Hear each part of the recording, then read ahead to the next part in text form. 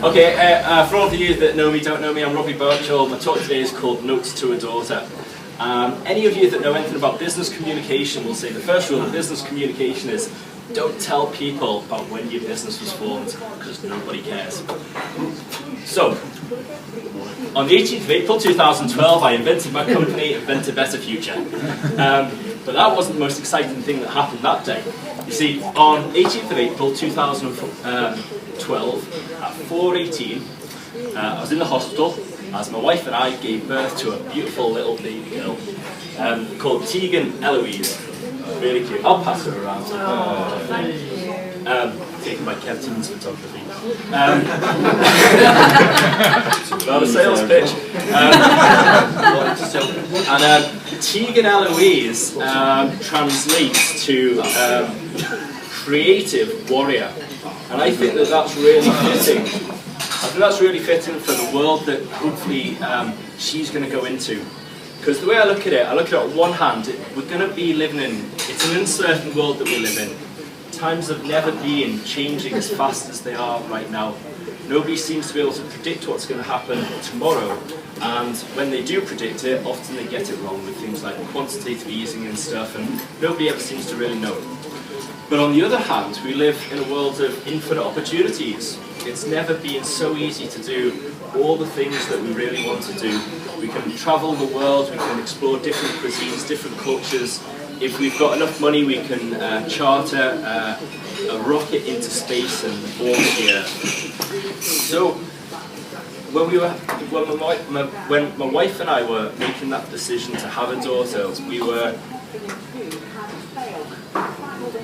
aware that we had no idea what kind of world we were bringing her into, and in 20 years' time, when she's off to go and make a living for herself, when she leaves the nest, we've got no way of predicting what's going to be there for her. But at the same time, we think there's so much opportunity in the world that hopefully we can prepare her. So my talk today, Notes to a Daughter, hopefully timeless information that's as relevant today as it will be in 20 years' time. It's as relevant to her as it will be for you, and hopefully you can glean from this, and hopefully that when she looks back on this in 20 years' time, she'll know that we followed through on what I'm going to talk to you today. So it's a little bit of a moment in time on camera to share with her in the future too. First thing that I'd really like to share with my daughter is to never stop learning, because learning is fun. I sat down with my daughter a few weeks ago, it's probably a couple of months ago now, and I decided I was going to teach her how to wave. So she's about 10 months old now, she must have been about 8 months then. I sat her down on the sofa and I went up to her and went, Tegan, Tegan. It's like, wave, wave. And she just kind of looked at me like, what's Daddy doing? Like, she didn't say that, she can't talk. But,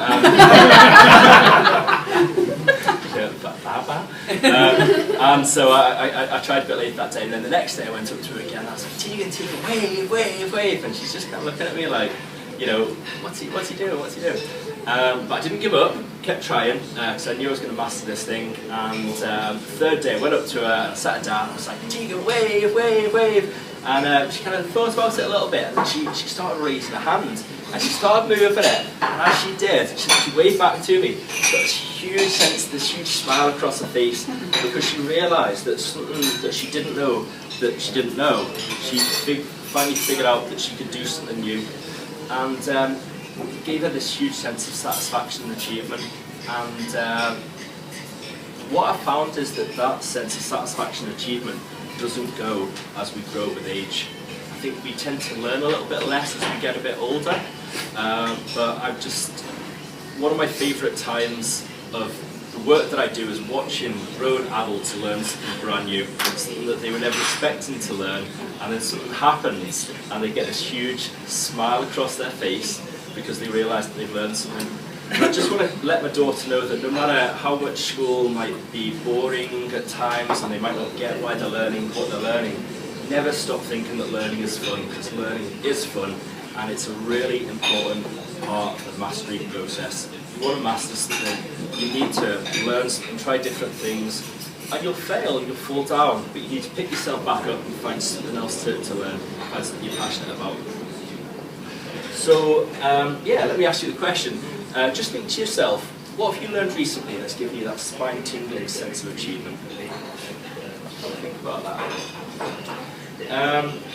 So the next thing that I want to pass on to my daughter is the importance of good foundations. You know, and that's a really important part of our life right now, because we literally just passed her onto nursery 4 weeks ago. In fact, when I drove into this estate today, I actually went to the right-hand lane and started indicating to go to Kids Allowed to drop her off, and then I realised, oh no, I go to De Vere on the Friday, and I started going this way. So it's already in my system that we take her to nursery, and that's a difficult time for parents, to hand off your child to other educators. And you know, I went up to her the other day and I said, I'm going to teach her how to clap hands. I go, Tegan, clap hands.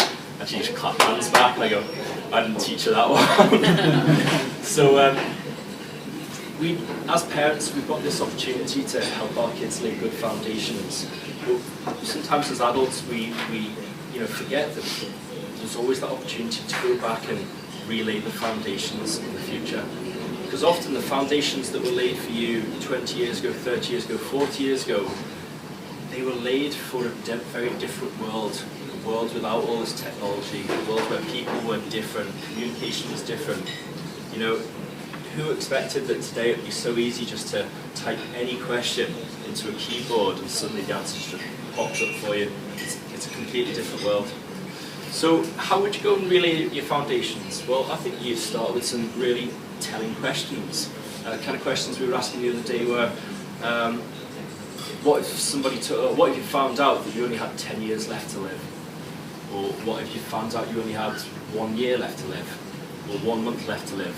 Or 1 day left to live? And really look at, how do your priorities change over that time? And what's really important to me, to you? And keep asking those questions, never stop asking those questions, never stop searching for the truth, because that will show you what it is you need to learn. And let me share a story with you. I started in my last career. I was 23 years old, and I took over a group of 50 people in a couple of health clubs. And I went in and I was absolutely full of ambition. I was full of ideas, and I was full of enthusiasm. And I looked around at all the staff, and 50 female staff, a lot of them, many of them straight out of school, didn't have A-levels, didn't have degrees, but I saw them and I saw so much potential in them. And I just thought, if these people really put their mind to mastering something, they could achieve anything that they wanted in life. And I looked at the company, I thought, this is a wonderful vehicle. We can all use this vehicle to help each other get what we want out of our lives. But it didn't happen. And it didn't happen for a number of reasons. But I think one of those reasons was that for them, learning had not become fun. They weren't in the mindset to want to go and master something. And their foundations weren't there to really push themselves to something beyond them. And what I found was that when you're in an environment like that, you start becoming the people that you surround yourself with.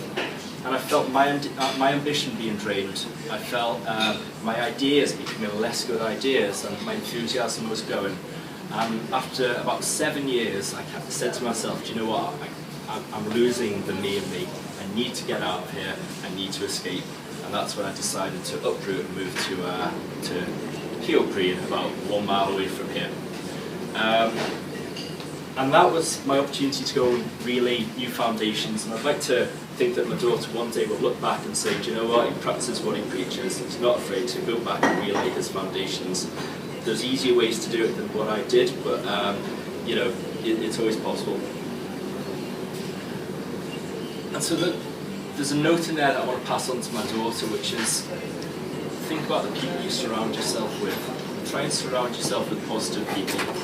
There's people out there who will drain you, who will suck your energy out of you, who will try and sabotage you, who will, you know, deny what you tell them or what you tell the world, because they're scared, they're selfish, they're afraid, all kinds of different reasons. Or you can actually choose to surround yourself with positive people, people who believe in what you believe in, who want what you want, and who want to support you, and who energize you towards that goal.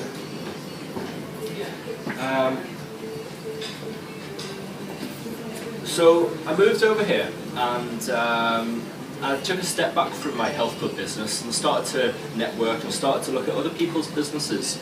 And what I found was that I wasn't the only person who had some of that ambition sucked out of them, who had some of that enthusiasm sucked out of them. In fact, I saw it in a number of different business owners. I realised it wasn't just me. And I kind of felt this passion to want to, help those people that were suffering from the same kind of things that I'd gone through. And another thing that I want to pass on to my daughter is, if you're going to master something that's going to make you independent, give you freedom in the areas that you want. And there's a story that I'll share here, because I think a lot of people, they think that one day in the future they'll decide that it's no longer time to work anymore, they've done their bit and it's time to cash in. They can put their business up for sale, have 3 or 4 people sit in front of them, big bidding war for this great company, and they'll get a fantastic price. But usually it doesn't happen that way.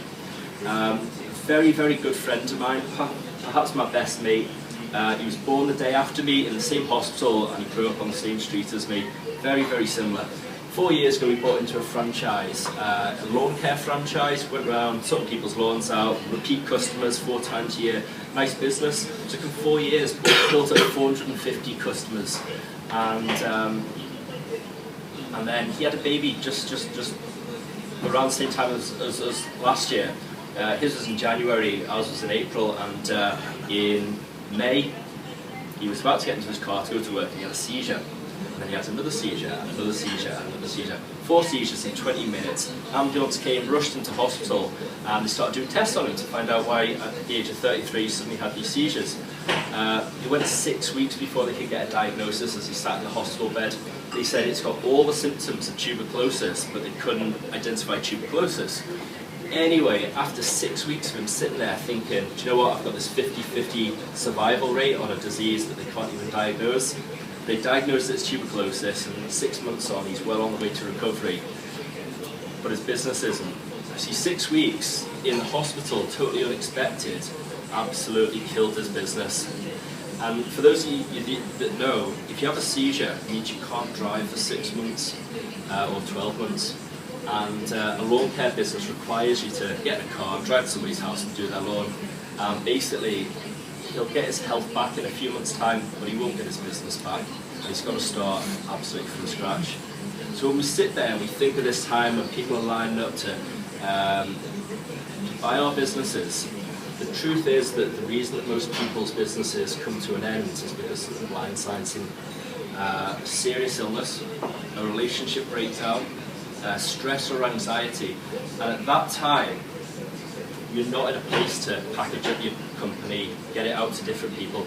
You've just got to take the first offer that comes most of the time, and usually it's for a fraction of what the company's actually worth. So that's what I want to say to my daughter. Don't work on this basis of working to 65, 40 years and just hoping that you get enough money to live. Say aim for independence, because I truly believe that anybody can achieve independence within 5 years. Even if we fall short, maybe we can do it in 10 years, but you have to have that thing that you want to master, very clear vision at the end of it, and the drive and determination to get there, and the willingness to fail enough times to do that. So the final thing then, it's always one of my favourite sayings. I must say this about 5 times every week to various different people, so you've probably heard me say it before, is if you shoot for the stars, you might hit the ceiling, but if you reach for the ceiling, you won't get off the ground. I really want to encourage my daughter to aim high, because the statistics say that only 12% of small businesses actually succeed in giving the small business owner what it is, the reason that they went into business. And I always believe that if you're going to reach for something, your likelihood is you'll fall short a little bit. It's no good aiming to be in the top 12%. You really need to be aiming in that top 1 or 2%. I always say this to people. Tell me your story. They tell me the story, and I say, now, imagine you're in a room and there's 99 other people all starting the same business that you're starting, and they all come up and they tell their story. It's your story that stands out amongst the 100. Because if it's not, you're not aiming high enough. You're not aiming to reach that top 1%. So I'll tell my daughter, top 1%. No pressure there, top 1%. So. So I'm just going to summarise. Yeah, I just want to try and pass on information to my daughter to allow her the freedom to do what she wants to do, not kind of encourage her to go in a particular direction, but to pass on some truths that I've learned. And those truths are that learning is fun. Learning is something that can always be fun if you just find something that you love to learn to do. Find something you love to do and it doesn't feel like work. Be aware that it's always going to be an uncertain world, and it's probably going to become an increasingly uncertain world, but there's always infinite opportunities out there. And the foundations that you have, however good they are, always be prepared to go back and relay those foundations. Surround yourself with positive people as far as possible, people that want the same that you want and will help you get to where you want to go to. Aim for independence, reach for the stars, and hopefully your life will be a good, happy, fulfilled one. The reason I share all this with you is because I put my daughter on the sofa, I gave the talk to her, and I asked her to give me some feedback, and she just kind of looked at me and went, bah, bah, bah. So, thank you very much, that was my talk.